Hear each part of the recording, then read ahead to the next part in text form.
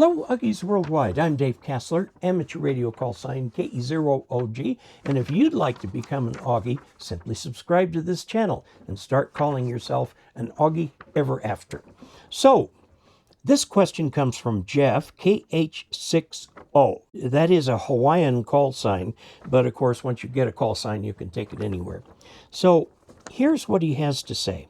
My Radio Shack is a modified 20-foot shipping container. I would like to put up a 125-foot end-fed wire antenna for 160 meters. Let's nip that one in the bud right here. 120 feet will do you for 80 meters. Okay, not 160. You need a longer piece of wire, or else you're going to have all kinds of weird reflections and stuff on your coax. That is way too short for 160.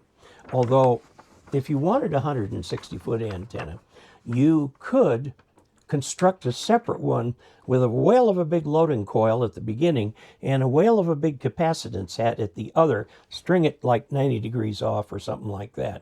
Or better yet, get it vertical. Now, those antennas are very much compromise antennas.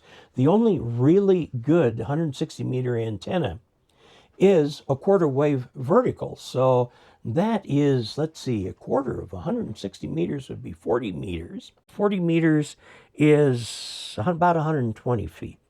Okay, let's see, multiply that by 3, a little longer than that. It has to go straight up. It'd have to be structured as a tower because it's quite tall, and you'd need lots of radials. Okay, that antenna would cover a portion of 160 meters. You say, wait a minute, 160 meters is only a couple of hundred kilohertz wide. What gives?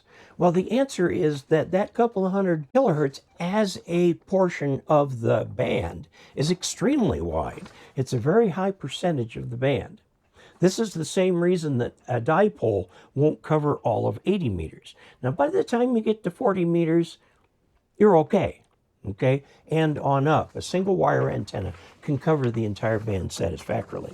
But let's start with that 125-foot end-fed being for 80 meters. It says the problem is how to bring the wire into this metal box, which is at ground potential for all the radios and the solar power supply.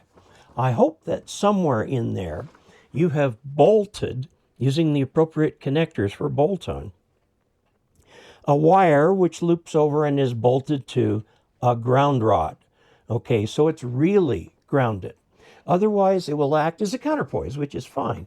It'll be capacitive, and it will kind of change how things work. There's no reason not to be grounded in one of those shipping containers. They're all steel. They're heavier as all get out. Okay? And congratulations, by the way, on the solar. My ham station is solar powered too. If I have to drill an opening for a through-wall insulator with a center conductor, what diameter? I don't want the shipping container to absorb any of the RF, and it will act as a counterpoise. Okay. Do you have any other ideas? For example, using an SO239 attached to the container fed with coax in the inside and the wire antenna attached to the outside center conductor. He says, note the shipping container is on the bottom of a canyon. The wire will be strung to a hilltop with the wire at about a 45-degree angle, which should work just fine. This is what's called a barrel connector. You plug in a PL259 on this side, and on the other side you plug in a PL259. This is how you connect two pieces of coax together if you need a larger piece of coax. They also make through-hole connectors, which are just like this. They have the PL259 on both sides, but they can be up to several inches long if you want them to be.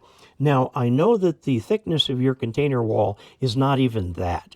But what you would do on one that's continuously threaded is get the right thread nut, and you put them on either side, drill a hole for it, put in the through hole, bring coax up to the inside, and on the outside, coax to the 49-to-1 balun for the end-fed half wave, which could be as short as a few feet away, and then the ground side of that should be attached to the shipping container or directly to ground.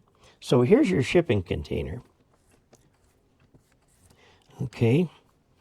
Somewhere down here, okay, put in the wall through, be like this, only longer, and thread it all the way, and attach that very firmly. I mean firmly, remembering that this is probably stainless or something like that, and you can actually break them if you try hard enough.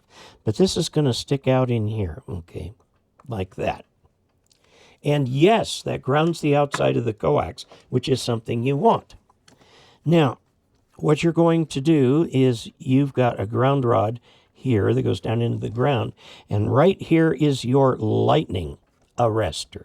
Okay, so you've got coax going, to your radio, to the radio, and you've got a piece of coax here, and then this piece of coax goes to wherever your 49 to 1 balun is. Don't make this too short, because this needs to act as kind of a counterpoise, which is grounded at the end, and by grounding it, it will keep any of the RF out of your shack.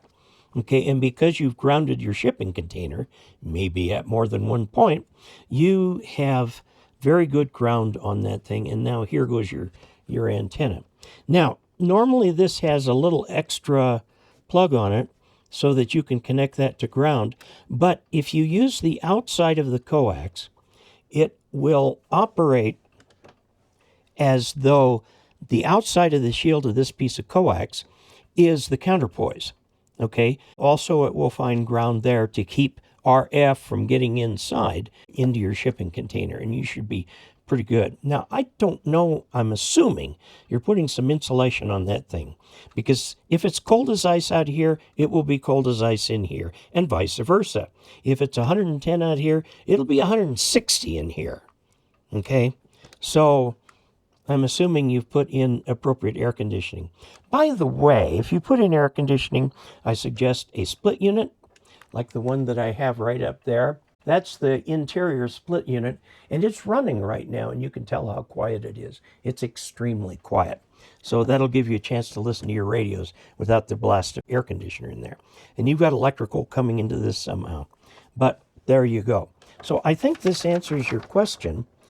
So I would recommend a wall through that's actually just PL259. You can get it pretty long, and then a bolt on each side, and then you coax, and then the wire out there. And of course, you've got your lightning arrestor right there.